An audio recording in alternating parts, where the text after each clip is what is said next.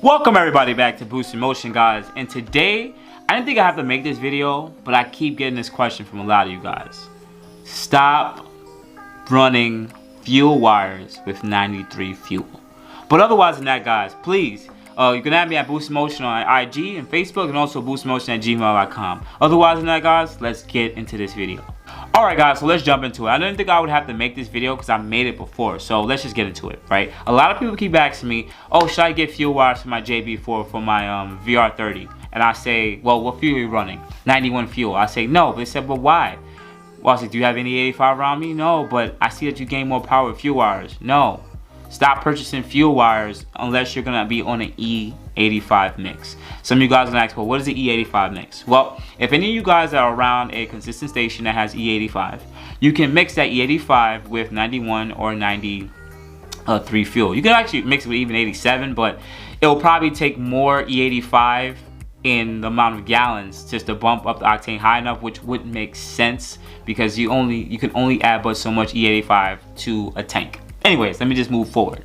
So E85 allows you to pretty much run more boost. It's less prone to knock in the combustion chamber. Some of you guys are gonna say, what's knock or pre-detonation? Okay, so we have something called intake air charge, pretty much. Not like the VQ guys where it's just coming through the throttle bodies into the motor. No, our air is being pushed out of these turbos.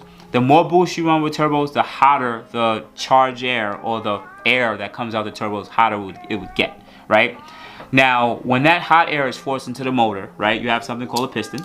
Say this is a piston, and let's say this is the spark, right? Boom, right? So on the compression stroke, where the air and gas are being pushed together before the spark goes, there's something that happens if the fuel isn't, I would say, have a high enough octane. It was something called pre-detonation or knock. This is when it explodes, the air and fuel mixture explodes before the spark, and now the piston is still going up because it's physically still going up, but that's what destroys the pistons and the cylinder walls or destroys the motor, or the heads will lift. That's not good. Pre-detonation, knock is not good.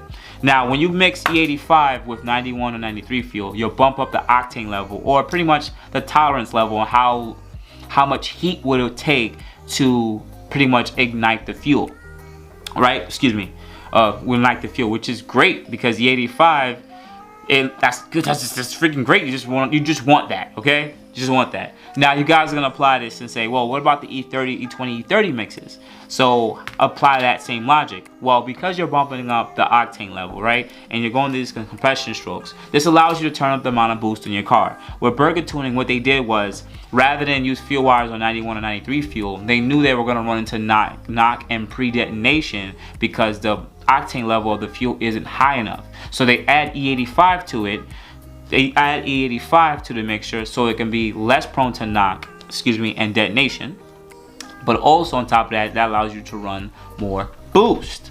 Now, the reason why I say don't do it on 91 and 93 fuel is not only because of knock, but it's the fuel wires trick the computer to set or have the air fuel ratio right around 12 to 12.2. I'm not saying that this is a terrible air fuel ratio. It is still more on the rich side, but from what other tuners have stated, that sometimes some cars have been having knocking depending on how hot their charger temperature is. Even with a E20 or E30 mix, they can still have knock. And the only way that you can know if the car is knocking is if you check your ignition tables. This is why I tell you guys to data log in the old videos. You have to data log the car and see if it's running right, which means you have to do third or fourth gear pulls I would say, like, let's say a fourth gear pull. Fourth gear pull could be from about 50 miles an hour to 120 miles an hour. This is dangerous to do in a regular street, but you want to make sure the car is running right and timing isn't being pulled, or these knock events aren't really prevalent, or as you would say. So, guys, simple and easy. Fuel wires are only for E85 mixes from E10. Well, E10 is usually 93, but you want it a little higher. You want at least an E20 to E30 mix. That's usually 5 gallons or 4 gallons or 3.5 gallons of E85 to the fuel that you might want to use it with, 91 or 93.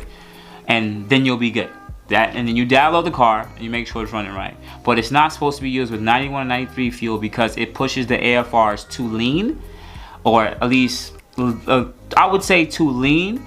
But you don't have the higher heat tolerance of the E85 mix. You're on a 91 and 93, which are more prone to knock. That's it. But otherwise than that, guys, I want to bring this to a short close. I hope this video was just a good warning, you guys, to stop doing this. If you have fuel wires and you don't run the E85, take it off. It doesn't make sense. It doesn't make sense. The stock fueling system does really good at the car running on 91 and 93. 91 not really, because I know you California guys are watching, but you guys are around the 85. If you can't, just ask me 85. But people like me who are not around the 85, 91, yank it off. Don't add fuel wires. Leave it as. It's not gonna really add power. Or if it does add some kind of power, it may not be the good power, if you know what I mean. But otherwise than that, guys, you can contact me at Boost Motion on Instagram and Facebook, and also boostmotion@gmail.com. You guys have good morning, good afternoon, good night. Thank you, guys. You have a good day.